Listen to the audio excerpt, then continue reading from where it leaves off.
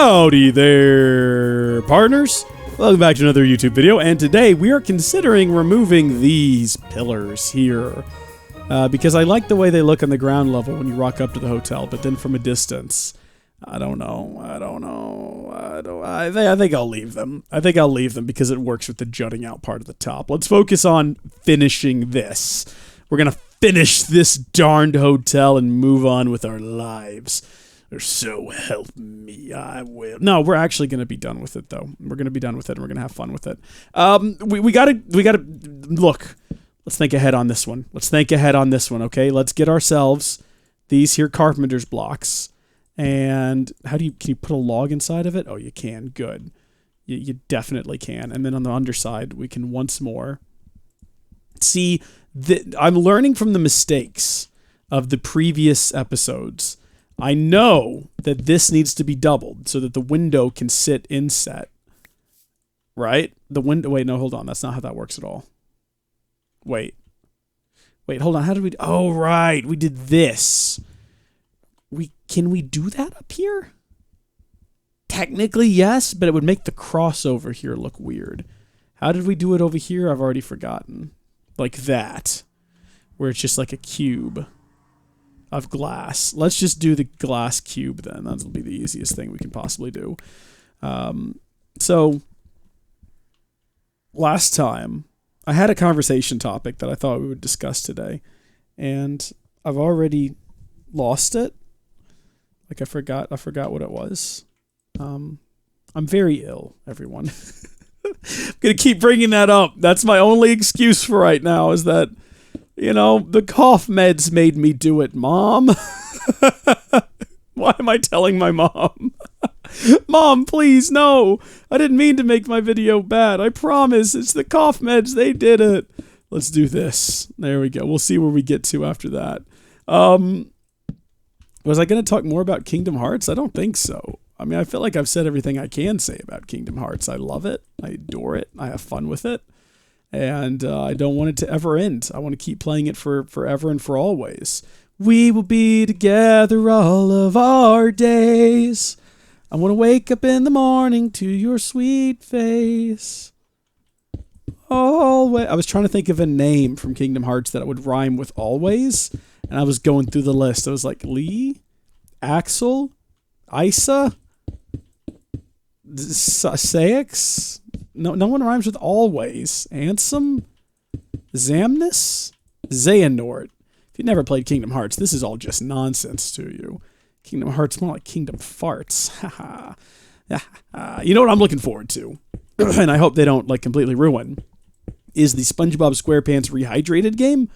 Because I loved Battle for Bikini Bottom. I think I've talked about this before. I never played Mario 64. Well, not until recently, but as a kid growing up, I didn't.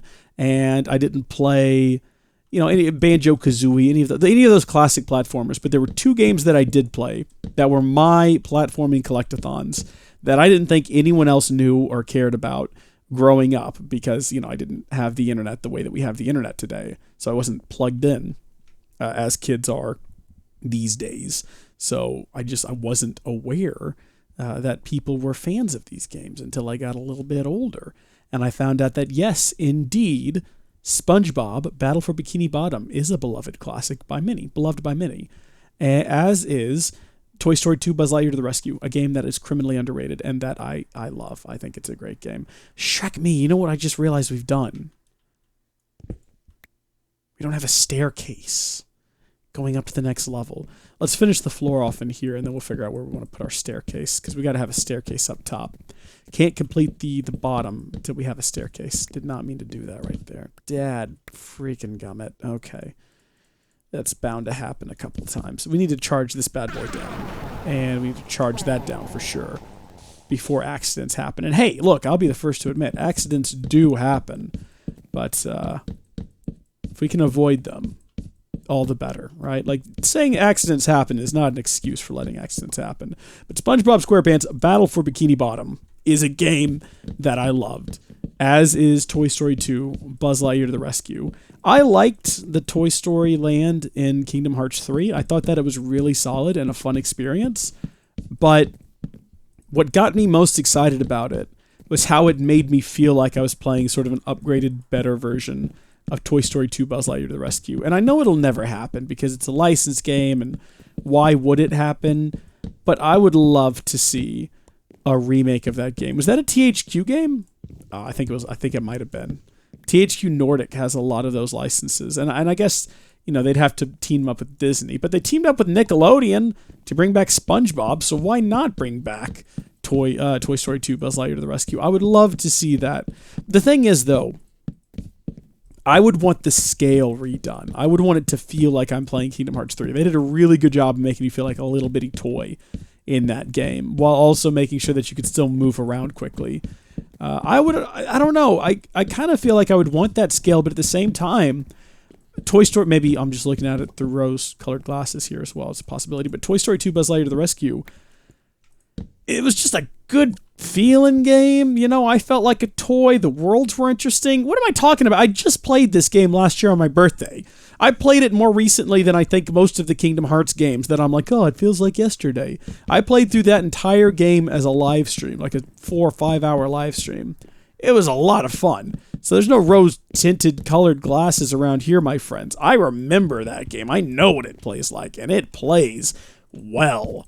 And I recommend it. Toy Story 2 Buzz Lightyear to the Rescue. Available on PC and 64, PlayStation 1. I think there's a Dreamcast version. Maybe I'll get the Dreamcast version. Maybe I'll play through that version for my birthday this next year.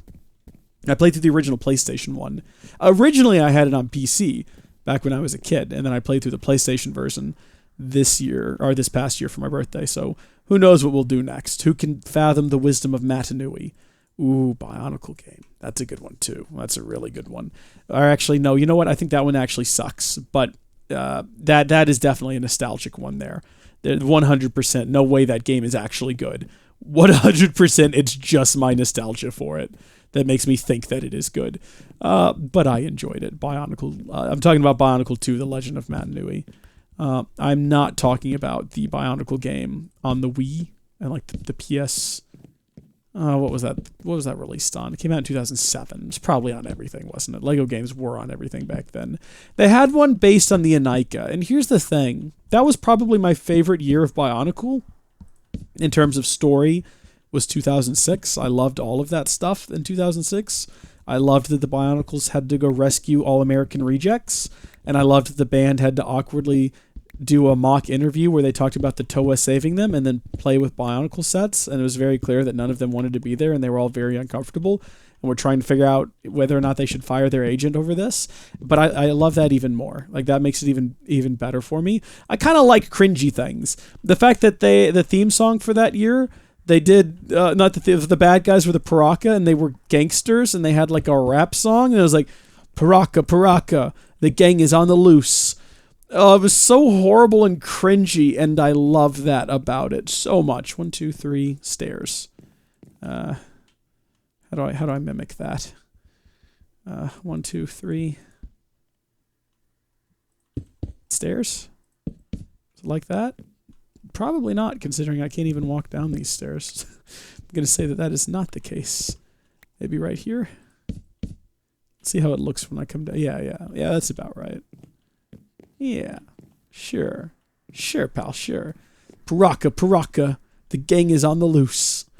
Who okayed that? Who greenlit that? That was a terrible idea. I love Bionicle, though. I love Bionicle. Oh, man, I feel real nostalgic today. I feel like we've covered a lot of nostalgic topics for some reason. Kingdom Hearts, Bionicle, Toy Story 2, Buzz Lightyear to the Rescue. I know I've talked about that before. I talked about it a lot during my live stream of that game, but for those of you who don't know, there's several levels. There's a lot of levels, if I remember right. At least 10. More than that, though. And it's sort of Mario 64 style. You get dropped into this open world. And actually, it's more like Mario Odyssey. So each world has 5 Pizza Planet tokens, which are sort of like your moons or your stars, depending on which Mario game you're playing. And the reason I say it's more like Mario Odyssey is, unlike in Super Mario, the one where he is a turtle. What am I trying to say? What are the words that are coming out of my mouth right now? Unlike in Super Mario 64, you don't get kicked out once you collect one of the Pizza Planet tokens. You know, like in Mario, you collect a star, you get kicked out of the world, and you have to go back in to collect the next star. In this one, you collect the token, and it's like, okay, do you want to move on? Or you want to keep playing? And you can just say, I want to keep playing. And the reason it does that is later on, you get gated. You have to have a certain number of tokens to move on between certain areas. So it's like, oh yeah, well, I got what I wanted out of this, or you can keep playing. And are those being placed on top? Oh my gosh, they are. Oh, that's weird and trippy. How do I get those back out like that? Someone explain that logic to me. I was real confused about what was going on there. Guess we'll have to leave one there and then do one of these. There we go. So Super Mario, or not Super Mario. Yeah, Super Mario, 64, you get booted out. You don't get booted out in Buzz Lightyear Toy Story to the Rescue 2, or whatever it was called. And that was sort of my first introduction to that sort of platforming, I say collectathon. There was not really a whole lot of collectibles. Like, there were different levels had different things you could collect. Like, each level, not all of them, but some of them had Bo Peep, and you had to go find all 5 of her sheep and bring them back to her, and that would get you a Pizza Planet token. Or they would have, you'd need to collect 100 gold coins, and you could bring them to, not Slinky, but Slot? What was his name? Ham. Ham, yeah, he is a slotted ham. He's got a hole in his back. Did someone call him that at some point, or is that my imagination? But and he'll give you a token. You can find missing parts of Mr. Potato Head, and in exchange, he'll give you unlocks. And it was cool. It was one of those games, probably the first time I ever played one of those, where you'd find something, and you couldn't get to it, right? Because you need some sort of upgrade, and you couldn't reach it in that level. You need some boots to beat RC Car, or you need some like hover boots to reach in a certain area. And what you'd have to do is progress later on in the game, and you'd have to find a missing body part from Mr. Potato Head, and then he'd unlock that thing for you, and then you could go back to those previous levels, and, you could get the thing that you couldn't get before, which is real common in games. Like, even before this, but I'd never played one of those games, so, that was my first experience with something like that, and I thought it was really cool. I remember getting the rocket boots unlocked in a later level of the game and realizing, like, oh my gosh, I can go back and I can challenge RC now in that race, in that dumb race, and I can finally win that other Pizza Planet token. Oh my gosh. Going back and doing that and realize, oh man, that was so cool. You know what I mean? Why is there a hole here? Why is that there? I've just sort of allowed it to exist even though it's unnecessary.